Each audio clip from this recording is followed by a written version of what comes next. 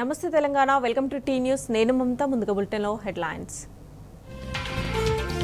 మిల్లర్ల నుంచి 25% బ్యాంకు గ్యారంటీకి సర్కార్ నిర్ణయం. ఖరీఫ్ సీజన్లో ధాన్యం సేకరణ ప్రాసనంగా మారే అవకాశం. రైతుల నుంచి తెలంగాణకు డోకా చేసిన రేవంత్ రెడ్డి. రుణమాఫీ చేసినట్లు ఫోజులు కొట్టడం దుర్మార్గమన్న హరీష్ రావు. రైతు రుణమాఫీ పూర్తి కాలేదని ఒప్పుకున్న కాంగ్రెస్ సర్కార్. మోదీ విమర్శలపై లేఖలో వాస్తవాలు వెల్లడించిన రేవంత్ రెడ్డి. హైడ్రాపై ప్రభుత్వం పూటకో మాట, రోజుకో వైఖరి. మొదటి నుంచి 2 నాలుకల ధోరణి ప్రదర్శిస్తున్న రంగనాథ్. చెన్నై ఎయిర్ షో చూసేందుకు వచ్చిన వేలాది జనం. తొక్కిసలాటలో 5 దుర్మరణం, వందల మందికి గాయాలు. తొలి T20లో దుమ్ము రేపిన టీమిండియా. బంగ్లాపై 7 వికెట్ల తేడాతో ఘన విజయం. రైతులకి 2 లక్షల రుణమాఫీ చేశామని ప్రధాని మోదీకి రేవంత్ రెడ్డి రాసిన ఉత్తరంపై మాజీ మంత్రి హరీష్ రావు స్పందించారు. రుణమాఫీ చేయకుండానే చేశామని అబద్దాలు చెప్తూ దేశాన్ని, ప్రధానిని రేవంత్ రెడ్డి తప్పుదోవ పట్టిస్తున్నారని లెక్కలతో సహా చెప్తూ ఆరోపించారు.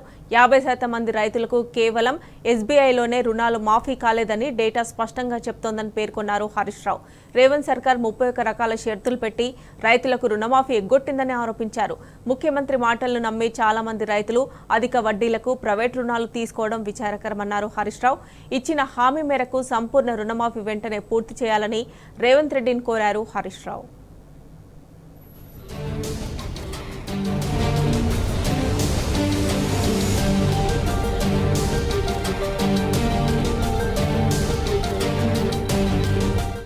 రుణమాఫీపై తెలంగాణలో చేసిన మోసాన్ని దేశమంతా చేయాలని కాంగ్రెస్ సిద్ధపడుతోంది.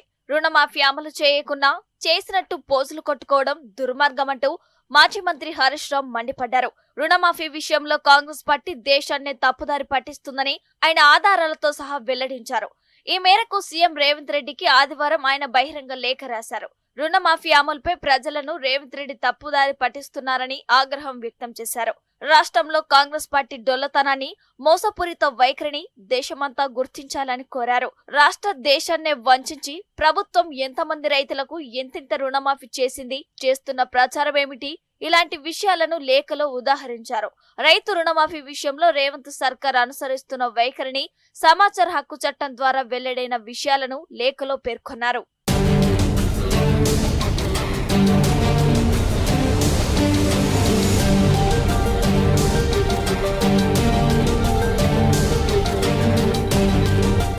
కాంగ్రెస్ పార్టీ 2028 డిసెంబర్ 9న పంట రుణమాఫీ చేస్తామని హామీ ఇచ్చిందని గుర్తు చేశారు. రాహుల్ గాంధీ కూడా తెలంగాణ రైతులకు 2023 డిసెంబర్ 9న పంట రుణమాఫీ పూర్తి చేస్తామని హామీ ఇచ్చారు. కాంగ్రెస్ ప్రభుత్వం ఇచ్చిన హామీని నిలబెట్టుకోలేకపోయిందని, పార్లమెంట్ ఎన్నికల సమయంలో దాని గడువును పొడిగించింది. తెలంగాణ రైతుల నమ్మకం పొందడానికి ముఖ్యమంత్రి దైవ సాక్షిగా 2024 ఆగస్టు 15 నాటికి పంట రుణమాఫీ పూర్తి చేస్తానని మరోసారి హామీ ఇచ్చారు. 2 లక్షల వరకు రుణమాఫీ పూర్తి చేశామని ముఖ్యమంత్రి చేసిన ప్రకటన పూర్తి అవాస్తవమని లేఖలో పేర్కొన్నారు. 2024 సెప్టెంబర్ 25న నేను దాఖలు చేసిన RTI ప్రకారం స్టేట్ బ్యాంక్ ఆఫ్ ఇండియా అందించిన సమాచారం ఆధారంగా ఇది స్పష్టంగా తెలుస్తుంది. లక్షలోపు రుణం ఉన్న రైతుల సంఖ్య 5,74,13,75. 2,99,445 రుణమాఫీ అయింది.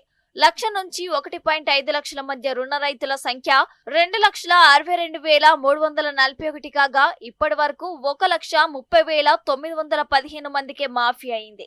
1.5 లక్షల నుంచి 2 లక్షల మధ్య రుణ రైతుల సంఖ్య 1,65,607 కాగా ఇప్పటి వరకు 65,231 మందికి మాఫీ అయింది.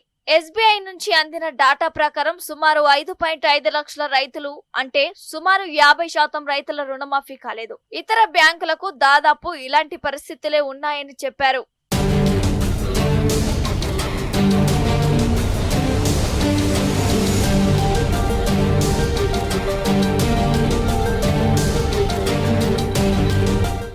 రెండు లక్షలకు పైన ఉన్న రుణాలను రైతులు చెల్లించిన తర్వాత మాఫీ చేస్తామని ప్రకటించారు. చాలా మంది రైతులు పై మొత్తాన్ని చెల్లించారని, అయినా SBI నివేదిక ప్రకారం రుణమాఫీ కాలేదన్నారు.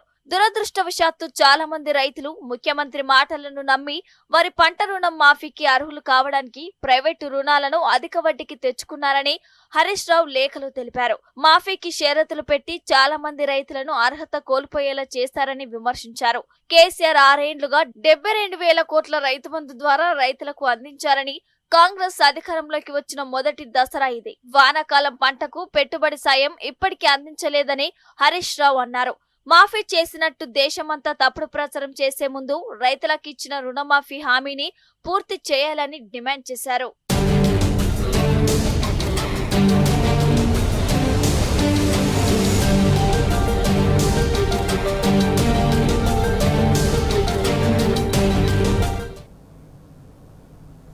కాంగ్రెస్ ప్రభుత్వంపై నిప్పులు చెరిగారు బీఆర్ఎస్ వర్కింగ్ ప్రెసిడెంట్ కేటీఆర్. పొలమున్న రైతులను పొట్టున పెట్టుకుంటున్నారని ఆవేదన వ్యక్తం చేశారు.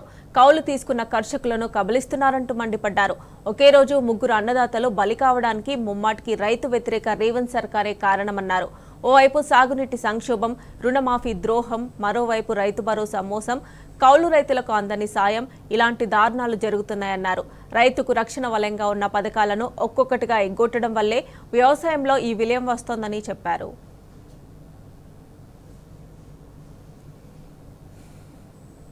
వందలాది రైతులు పిట్టల్లా రాలిపోతున్న రేవంత్ సర్కార్కు చలనం లేదన్నారు కేటీఆర్. ముఖ్యమంత్రికి సోయి, ప్రభుత్వానికి బాధ్యత రెండూ లేవన్నారు. దసరా పండగ వేళ వ్యవసాయాన్ని దండగలా మార్చిన రేవంత్కు రైతన్నల చేతిలో దండన తప్పదని తేల్చి చెప్పారు. అన్నదాతలారా ఆత్మస్థైర్యం కోల్పోకండి అని సూచించారు. ముంచే రోజులు పోతాయి, మళ్లీ మంచి రోజులు వస్తాయని అన్నారు.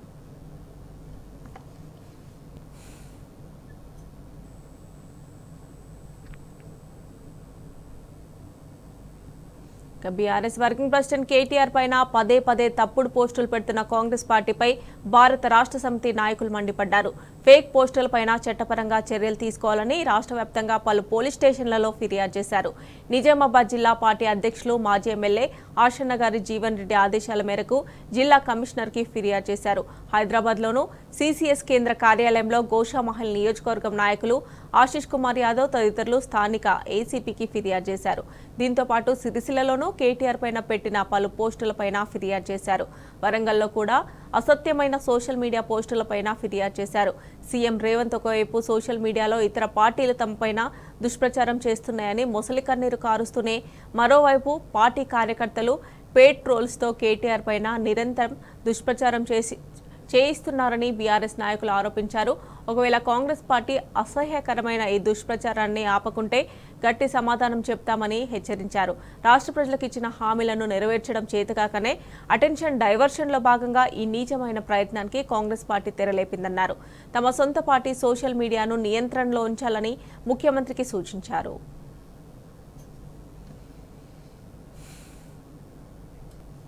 సింగరేణి కార్మికులకు లాభాల వాటా పంపిణీలో సర్కార్ తీరును మాజీ మంత్రి కొప్పుల ఈశ్వర్ తీవ్రంగా ఎండగట్టారు. సర్కార్ ప్రకటించినట్లు 33% వాటాను కార్మికులందరికీ ఇవ్వాలని డిమాండ్ చేశారు. 10 ఏళ్ల బీఆర్ఎస్ పాలనలో కార్మికులకు ఎన్నో సౌకర్యాలు కల్పించామన్నారు. కాంగ్రెస్ పాలనలో కార్మికులతో పాటు అన్ని వర్గాల ప్రజలు ఇబ్బందులు పడుతున్నారన్న ఆయన హామీలన్నీ నెరవేర్చే వరకు వదిలిపెట్టామని హెచ్చరించారు. పెద్దపల్లిలో టీబీజీ కేసు ఆధ్వర్యంలో నిర్వహించిన కార్మికుల దీక్షలో కొప్పుల ఈశ్వర్ పాల్గొన్నారు. ఇతర సంస్థలలో పనిచేసే కార్మికులు వేరు. సింగరేణి కార్మికులు అంటేనే కష్టంతో కూడుకున్నటువంటి పని, వాళ్ళ కష్టం ద్వారానే వచ్చినటువంటి లాభాలు.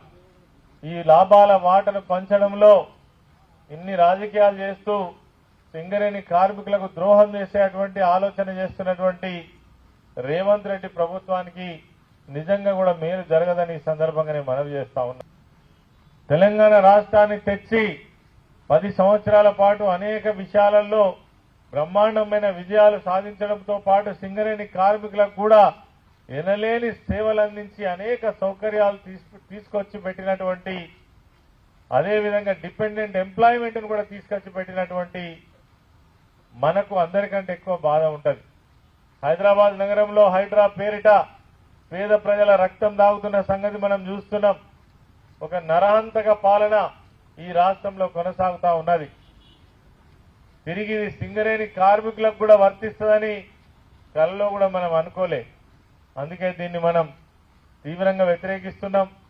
ఖచ్చితంగా మీరు ప్రకటించినటువంటి 33% లాభాల వాటా ఏదైతే ఉన్నదో మరి దాన్ని ఖచ్చితంగా పంపిణీ చేయాలి. ఒకవేళ మీరు తప్పించుకో చూసినా ఖచ్చితంగా సింగరేణి ప్రాంతంలో ఉన్నటువంటి కార్మికులు కావచ్చు, కార్మిక సంఘాలు కావచ్చు, ఇది ఊరికనే పోదు. మీరేదో రేపు మరి తూతు మంత్రంగా కొంత అమౌంట్ ఇచ్చి చేతులు దులుపుకుందామని చూస్తున్నారు, కానీ ఈ అన్యాయం ఎన్నటికీ చెరిగిపోదు. మీరు ఒక కొత్త సాంప్రదాయాన్ని సింగరేణి సంస్థలో తీసుకొస్తున్నారు. ఇది రానున్న కాలంలో కూడా సింగరేణి కార్మికులకు ఒక గొడ్డలి పెట్టలాగా తయారైతుంది. అందుకే దీన్ని ముక్త కంఠంతో వ్యతిరేకించాల్సినటువంటి అవసరం ఉన్నది. దీనికోసం పోరాటం చేయాల్సినటువంటి అవసరం ఉన్నదనే ఉద్దేశంతో ఈ నిరసన కార్యక్రమం ద్వారా ప్రభుత్వం కళ్ళు తెరిపించాలని, యాజమాన్యాన్ని మరొకసారి ఆలోచింపజేయాలని ఉద్దేశంతో ఈ కార్యక్రమాన్ని తీసుకోవడం జరిగింది. గత 10 సంవత్సరాలలో ప్రతి సంవత్సరం లాభాల వాటా పెంచుకుంటూ పోతూ కార్మికుల శ్రేయస్సును కోరిండు, వాళ్ళ ఆర్థిక అభివృద్ధిని కోరిండు కేసీఆర్ గారు గత ప్రభుత్వం తప్ప ఇట్లా ఎన్నడూ కార్మికులకు వచ్చేటువంటి వాళ్ళ నోటికాడి ముద్దను తీసేటువంటి ప్రయత్నం మాత్రం జరగలేదు.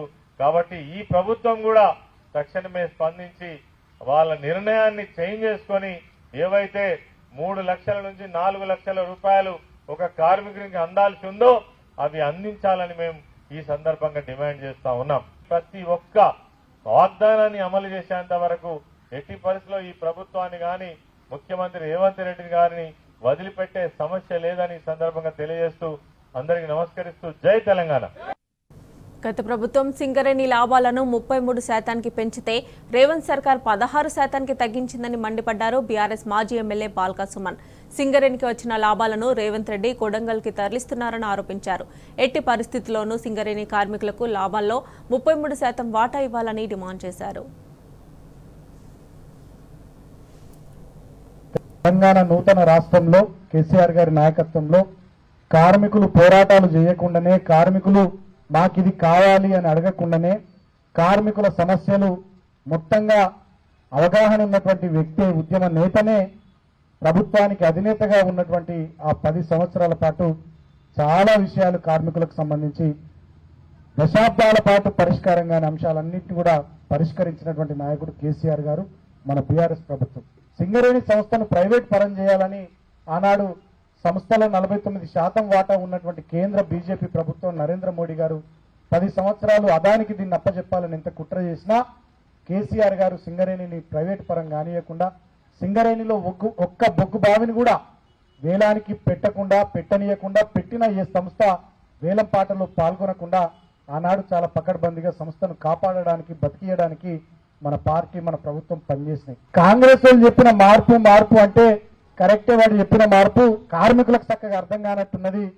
2014లో కాంగ్రెస్ ప్రభుత్వం ఉన్ననాడు లాభాల్లో వాటా 16% ఉంటే కేసీఆర్ గారు దాన్ని డబుల్ చేసి 32%కు 10 ఏళ్లలో తీసుకొని పోయిండు. మరి వీళ్ళు మార్పు అంటే నిజంగానే 32% నుంచి 16%కు మళ్ళా పట్టుకొచ్చారు. కాంగ్రెస్ వాళ్ళు చెప్పిన మార్పు కరెక్టే ఉన్నది, వాళ్ళ భాషలా కార్మికులే చక్కగా అర్థం చేసుకోలేరని చెప్పి ఇప్పుడు మనకు అర్థమవుతున్నది. ఏం చేస్తా ఉన్నాడు ఈ రేవంత్ రెడ్డి, ఏం చేస్తా ఉన్నాడు ఈ ఆర్థిక శాఖ మంత్రి బట్టి విక్రమార్క అంటే ఇక్కడికి రావాల్సినటువంటి 2000 పైచిలకు కోట్లు లాభాలను డైవర్ట్ చేసి కొడంగల్లో ఇంటర్నేషనల్ రెసిడెన్షియల్ స్కూల్ కడతారట రేవంత్ రెడ్డి 25 ఎకరాలల్లో. ఎవడు అడిగిండాయా నిన్ను? సింగరేణి కార్మికుడు అడిగిండా? మదిరిలా కడతారట బట్టి విక్రమార్క ఈ పైసలతోని 25 ఎకరాల్లో ఇంటర్నేషనల్ రెసిడెన్షియల్ స్కూల్ కడతారట. గతంలో కూడా లాభాల్లో వాటా వస్తే దాంట్లో నుంచి ₹1 కూడా మనము అభివృద్ధి కార్యక్రమాలకు డైవర్ట్ చేయకుండా లాభాల్లో ఎంత వాటా ఇవ్వాలో అంత వాటా బాజాప్తా మనం కార్మికులకు వంచినాం. నేను ఒక్కటే మాట కోరుతున్నా, నిజంగా ఈ 10 నెలల కాంగ్రెస్ పార్టీ పాలన మీద ఈ ప్రాంత ఎమ్మెల్యేలు ఎవరైనా సంతృప్తి ఉంటే, మీ దమ్ముంటే రాజీనామా చేసి బై ఎలక్షన్లు పెట్టురుపై చూసుకుందాం. 10 నెలల మీ రేవంత్ రెడ్డి కాంగ్రెస్ పార్టీ పరిపాలన మీద మీరు చెప్పిన మేనిఫెస్టోలోని అంశాలు నెరవేర్చినామని మీ రేవంత్ రెడ్డి డబ్బా కొడుతుంది కదా, 2 లక్షల రుణమాఫీ అయిపోయిందని. బట్టి విక్రమార్క చెప్తున్నాడు కదా సింగరేణికి మస్తు లాభం చేసినామని. మీరు చేసిన పనుల మీద, మీ 10 నెలల పరిపాలన మీద సింగరేణి కోల్బెల్ట్ ఏరియాలో, రాష్ట్రం మొత్తం కాదు సింగరేణి కోల్బెల్ట్ ఏరియాలో మీకు నమ్మకం ఉంటే ఎమ్మెల్యేలారా రాజీనామాలు చేయరు, పోటీ చేద్దాం, ఉప ఎన్నికలు కోదాం, ప్రజా తీర్పు మళ్ళా కోరదాం. కార్యకర్తలు, నాయకులు మనమందరం ఐకమత్యంగా ఉందాం, కష్టపడదాం, గట్టిగా పని చేసుకుందాం. సింహం కూడా బయలుదేరే సమయం వచ్చింది. సమయానికి మన సింహం కూడా బయలుదేరుతుంది. డెఫినెట్గా రాబోయే రోజుల్లో ఖచ్చితంగా ఈ కాంగ్రెస్ పార్టీ చేస్తున్నటువంటి మోసాలు అవి సింగరేణి కార్మికులకు కానీ రైతాంగానికి సంబంధించి కానీ వాటి మీద మనం ఈ ప్రాంతంలో పోరాటం చేసుకుంటూ ముందుకు పోదాం. రేవంత్ సర్కార్ అనాలోచిత నిర్ణయం రైతుల పాలిట శాపంగా మారనుంది. ముందు చూపు లేని తొందరపాటు నిర్ణయం కారణంగా ఈ ఖరీఫ్ సీజన్లో ధాన్యం సేకరణ ఒక ప్రహసనంగా మారే అవకాశాలు కనిపిస్తున్నాయి. మిల్లర్ల నుంచి 25% బ్యాంకు గ్యారంటీ కోరాలన్న ప్రభుత్వ నిర్ణయం వరి ధాన్యం కొనుగోలుపై తీవ్ర ప్రతికూల ప్రభావం చూపనుంది. మిల్లర్ల సహాయ నిరాకరణ ప్రభావంతో రైతులు రోడ్డెక్కి మెరుపు ధర్నాకు దిగే పరిస్థితి వస్తుందని నిపుణులు హెచ్చరిస్తున్నారు.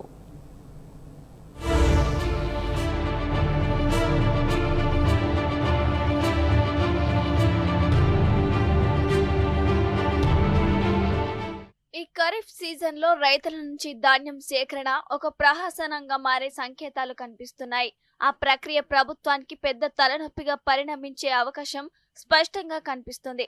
కొనుగోలు చేసిన వడ్లను కస్టమ్ మిల్లింగ్ కోసం రైస్ మిల్లులకు కేటాయించడానికి ప్రభుత్వం 25% బ్యాంకు గ్యారంటీ నిబంధన విధించడమే ఇందుకు కారణం. ఫలితంగా కస్టమ్ మిల్లింగ్ కు మిల్లర్లు ముందుకు రాకపోవచ్చని అనుమానాలు వ్యక్తమవుతున్నాయి. మిల్లింగ్ కెపాసిటీని మించి దిగుబడి ఉండే నేపథ్యంలో మిల్లర్ల సహాయ నిరాకరణ ప్రభావంతో వరి ధాన్యం కొనుగోలులో ఆటంకాలు ఏర్పడే ప్రమాదం పొంచి ఉందనే వాదనలు వినిపిస్తున్నాయి. అదే జరిగితే రాష్ట్ర వ్యాప్తంగా రైతులు రోడ్లెక్కి మెరుపు ధర్నాకు దిగే పరిస్థితి సైతం తలెత్తుతుందని నిపుణులు అంటున్నారు.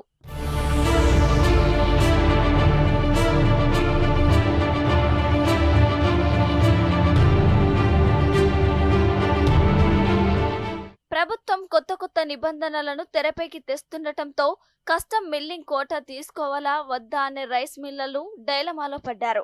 ఓవైపు క్వింటాకు 10 రూపాయలు మాత్రమే మిల్లింగ్ ఛార్జీలు, మరోవైపు మిల్లర్లపై ప్రభుత్వం కొత్తగా సంధిస్తున్న 25% బ్యాంకు గ్యారంటీ షరతులు రైతుల పాలిట శాపాలుగా పరిణమిస్తున్నాయి. ప్రభుత్వం తెచ్చిన 25% బ్యాంకు గ్యారంటీ నిబంధనల వల్ల ఈసారి 50% పైగా రైస్ మిల్లర్లు కస్టమ్ మిల్లింగ్ కోటాను స్వీకరించే పరిస్థితుల్లో లేరు. దీంతో 80 లక్షల టన్నుల వరి ధాన్యం మిల్లింగ్ వ్యవహారంపై తర్జన భర్జనలు సాగుతున్నాయి. అటు తిరిగి ఇటు తిరిగి రైతే బాధితుడై రోడ్డు మీద పడే పరిస్థితులు తలెత్తుతున్నాయి. మిల్లింగ్ సామర్థ్యం కన్నా వరి ధాన్యం దిగుబడి ఎక్కువగా ఉన్న నేపథ్యంలో సీఎంఆర్ కోటా స్వీకరణకు మిల్లర్లు మొరాయిస్తుండటం ఈసారి కొనుగోళ్లపై స్పష్టమైన ప్రభావం చూపనుంది. గోడౌన్ల నిల్వ సామర్థ్యం తక్కువగా ఉన్న తరుణంలో ప్రత్యామ్నాయంగా రైతుల నుంచి కొనే ధాన్యాన్ని ప్రభుత్వం విధిగా రైస్ మిల్లులకే తరలించాల్సి ఉంటుంది. కానీ 25% బ్యాంకు గ్యారంటీ షరతులతో మిల్లర్లు ప్రభుత్వానికి మనస్ఫూర్తిగా సహకరించే వాతావరణం కనబడటం లేదు. ఫలితంగా రైతులు తీవ్ర ఇబ్బందుల పాలయ్యే అవకాశం ఉంది. దీంతో తప్పనిసరి పరిస్థితుల్లో వాళ్ళ ధాన్యాన్ని ప్రభుత్వం వెంటనే కొనుగోలు చేయాలనే డిమాండ్తో రోడ్లెక్కి మెరుపు ధర్నాకు దిగేందుకు రైతులు సిద్ధమవుతున్నారు.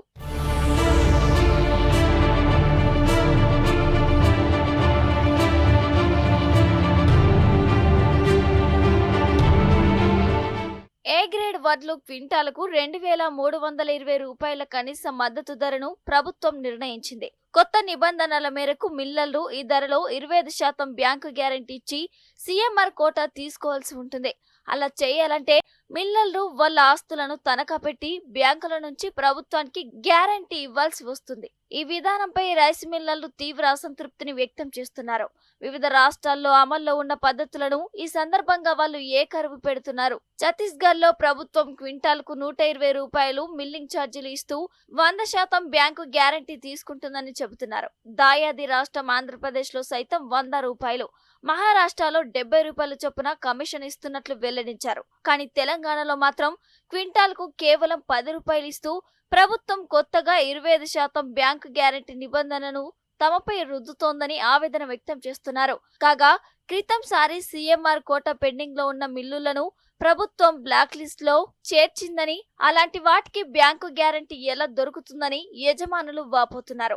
ప్రతిసారి మిల్లింగ్ సామర్థ్యానికి మించి ప్యాడీని ప్రభుత్వం తమ మిల్లులో డంప్ చేస్తుందని, అది డెలివరీలో జాప్యానికి దారితీసిన విషయాన్ని ఈ సందర్భంగా ఎత్తి చూపుతున్నారు. స్టోరేజ్ సామర్థ్యం లేకపోవడం వల్ల ఆ బియ్యాన్ని ఆరుబయట నిల్వ ఉంచాల్సి రావటం, వర్షాల్లో సరుకు తడిచిపోవటం, తద్వారా మిల్లర్లకు భారీ నష్టం సంభవించడం లాంటి చేదు అనుభవాలను వాళ్ళు గుర్తు చేస్తున్నారు. అతి తక్కువ మిల్లింగ్ ఛార్జీలు, 25% బ్యాంకు గ్యారంటీల లాంటి తలనొప్పుల మధ్య ఈసారి సీఎంఆర్ కింద వడ్లు కేటాయించినా తీసుకునే పరిస్థితి లేదని మిల్లర్లు కరాఖండిగా చెప్పేస్తున్నారు. ఇతర రాష్ట్రాలతో పోలిస్తే కమిషన్ ఛార్జీ అతి తక్కువగా ఉండటం వల్ల వ్యాపారం గిట్టుబాటు కావడం లేదని వాళ్ళు అంటున్నారు.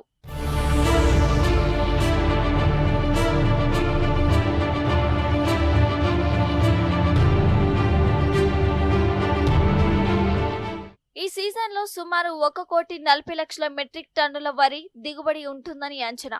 ఇందులో 70 లక్షల టన్నుల ధాన్యం రైతుల సొంత అవసరాలు, విత్తనాల కోసం నేరుగా రైస్ మిల్లర్లకు, బయ్యర్ల విక్రయాలకు పోతాయి. 80 లక్షల మెట్రిక్ టన్నుల వరిని కొనుగోలు కేంద్రాల ద్వారా ప్రభుత్వం సేకరిస్తుంది. దీంట్లో 35 లక్షల మెట్రిక్ టన్నులు దొడ్డు రకాలు కాగా మిగిలినవన్నీ సన్న రకాలు. గతానికి భిన్నంగా ఈసారి రైతులు 31 రకాల సన్నవడ్లు సాగు చేశారు. ఈ వంగడాల మిల్లింగ్ ప్రాసెస్ లో ఒక క్వింటాకు ఎన్ని కిలోల బియ్యం వస్తాయన్న స్పష్టత లేదు. సివిల్ సప్లై కార్పొరేషన్ నిబంధనల మేరకు ప్రతి క్వింటా సన్నవడ్లకు 67 కిలోల చొప్పున బియ్యం చేసి ఇవ్వాల్సి ఉంటుంది. కానీ కొత్త వెరైటీలలో నూక శాతం ఎంత వస్తుందో అంచనా లేకుండా 67 కిలోల నాణ్యమైన బియ్యాన్ని ఇవ్వటం సాధ్యపడదు అన్నది మిల్లర్ల వాదన. ఈ అంశాన్ని పరిగణలోకి తీసుకొని ప్రభుత్వం ప్యాడీ అవుట్ టర్న్ పై ఖచ్చితమైన లెక్కలు కట్టాల్సి ఉంటుంది. అప్పుడే సీఎంఆర్ డెలివరీపై సరైన మదింపుకు అవకాశం ఉంటుందనేది మిల్లర్ల అభిప్రాయం.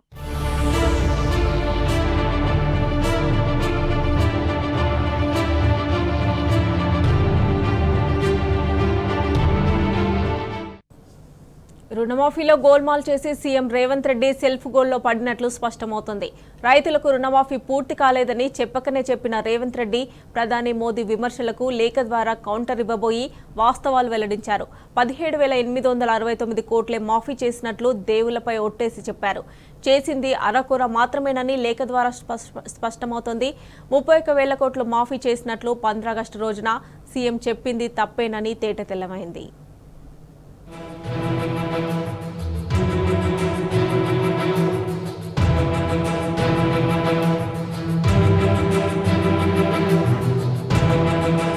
రాష్ట్రంలో రైతు రుణమాఫీ చేశామంటూ గొప్పలు చెప్పుకుంటూ వస్తున్న సీఎం రేవంత్ రెడ్డి ఇప్పుడు అసలు నిజాన్ని బయటపెట్టారు. రుణమాఫీ పూర్తి చేయలేదని పరోక్షంగా ఒప్పుకున్నారు. మహారాష్ట్రలో నిర్వహించిన బహిరంగ సభలో ప్రధాని నరేంద్ర మోదీ మాట్లాడుతూ తెలంగాణలో రుణమాఫీ చేస్తామని కాంగ్రెస్ హామీ ఇచ్చింది. కానీ అధికారంలోకి వచ్చిన రైతులు రుణమాఫీ గోల్మాల్. సీఎం సెల్ఫ్ గోల్ కోసం ఎదురు చూస్తూనే ఉన్నారు. ఈ పార్టీలు ఎన్నికల కోసం తప్పుడు హామీలు ఇస్తున్నాయని చేసిన వ్యాఖ్యలకు రేవంత్ రెడ్డి కౌంటర్ ఇవ్వబోయి అసలు నిజాలు వెల్లడించారు. రుణమాఫీ వివరాలతో ప్రధానికి రాసిన లేఖ ద్వారా ఇప్పుడు సెల్ఫ్ గోల్లో పడ్డారు. 31,000 కోట్ల రుణమాఫీ చేయాల్సి ఉండగా బడ్జెట్ లో 26,000 కోట్లు కేటాయించామని లేఖలో పేర్కొన్నారు. ఇప్పటి వరకు కేవలం 27 రోజుల్లో 3 విడతల్లో 2 లక్షల లోపు రుణాలు కలిగిన 22,22,067 మంది రైతులకు 17,869 కోట్ల రుణాలను మాఫీ చేసినట్లు లేఖలో ప్రస్తావించారు. పూర్తిగా రుణమాఫీ చేసేందుకు ప్రయత్నిస్తున్నామని తెలిపారు. ఇంకా 19,77,933 మంది రైతులకు 13,131 కోట్ల రుణాలు మాఫీ చేయాల్సి ఉన్నట్టు సీఎం రేవంత్ రెడ్డి పరోక్షంగా వెల్లడించారు. లేఖలో 2 లక్షలకు పైగా రుణం ఉన్న రైతుల అంశాన్ని రేవంత్ ప్రస్తావించారు. ఆ రైతులకు రుణమాఫీ చేయలేదని ఆయనే ఒప్పుకున్నారు.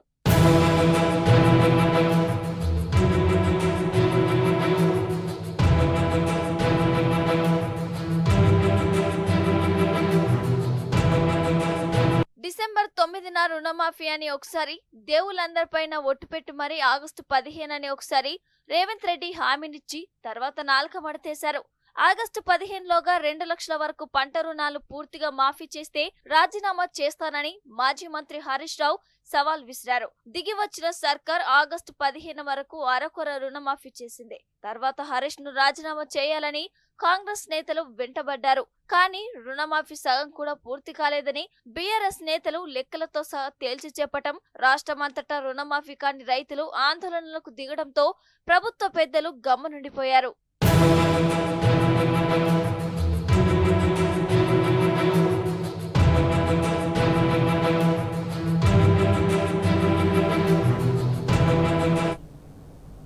ఇక చెన్నైలో విషాదం చోటు చేసుకుంది.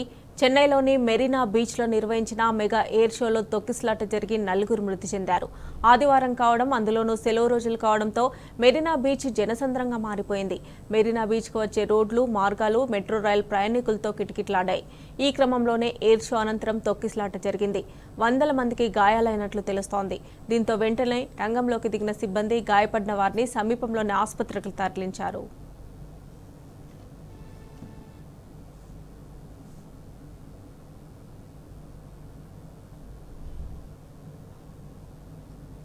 ఆమ్ ఆద్మీ పార్టీ చీఫ్ ఢిల్లీ మాజీ సీఎం అరవింద్ కేజ్రీవాల్ ప్రధాని మోదీకి సవాల్ విసిరారు. ఢిల్లీ అసెంబ్లీ ఎన్నికలకు ముందు బీజేపీ పాలిత రాష్ట్రాల ప్రజలకు ఉచిత విద్యుత్ అందిస్తే బీజేపీ కోసం తాను ప్రచారం చేస్తానని అన్నారు.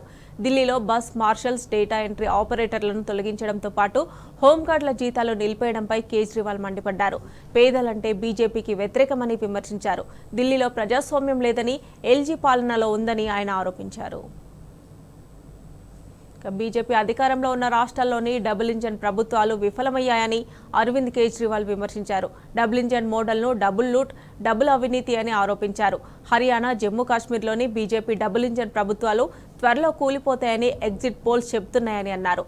జనతాకి అదాలత్ పేరుతో నిర్వహించిన బహిరంగ సభలో పాల్గొన్న కేజ్రీవాల్ కేంద్ర ప్రభుత్వం తీరును ఎండగట్టారు. भाजपा की डबल इंजन सरकार जा रही है। अब डबल इंजन फेल हो गया देश के अंदर। एक इंजन तो जून में ही खराब हो गया था जब इनके 240 सीट आई थी। अब दूसरा इंजन एक एक करके अभी हरियाणा से दूसरा इंजन जा रहा है, फिर जम्मू कश्मीर से जा रहा है, फिर झारखंड से भी जाएगा, फिर महाराष्ट्र से भी। अब सारे डबल इंजन की सरकार जा रही है। लोगों को समझ में आ गया डबल इंजन सरकार मतलब महंगाई, बेरोजगारी और भ्रष्टाचार।